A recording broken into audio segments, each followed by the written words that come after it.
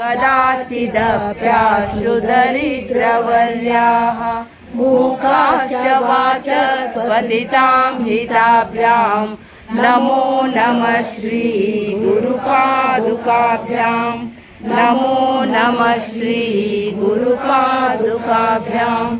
नारीकलिकाशपदारुताभ्यां नानाविमोहादिनिवारिकाभ्यां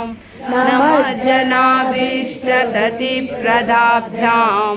नमो नमः श्री गुरुपादुकाभ्यां नमो नमः श्री गुरुपादुकाभ्यां कालिमौलिरजरत्नकान्तिः सरिद्विराज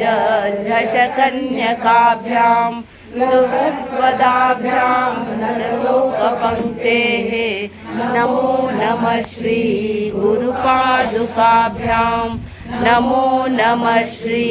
गुरुपादुकाभ्यां पापान्धकारार्कपरम्पराभ्यां तापत्रयाहीन्द्रखगेश्वराभ्यां जनाद्याभिसंशोषणवारवाभ्यां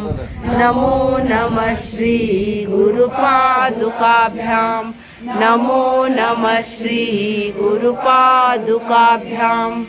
समाधिषट्कप्रदवैभवाभ्यां समाधिदानरतदीक्षिताभ्यां ब्रह्मान्धवाङ्घ्रिस्थिरभक्तिदाभ्यां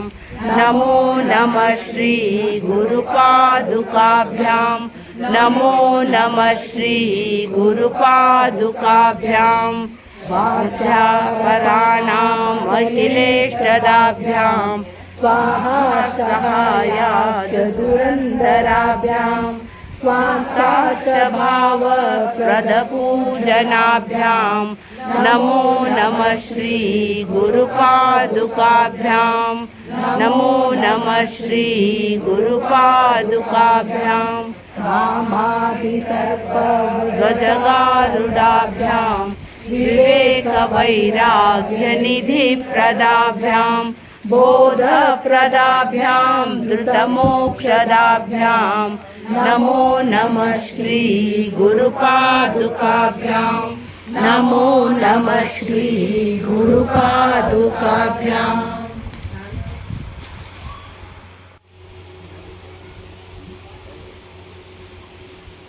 अनन्तसंसारसमुद्रभाभ्यां यं चालिका इनमः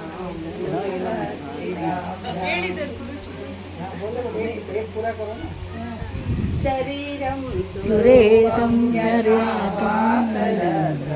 यशश्चारुधित्रं धनं मे तुल्यं गुरोरङ्गिप्रज्ञे नमश्चेदग्नं तत किं तत किं तत किं तत किं तत किं तत किं तत किं तत किं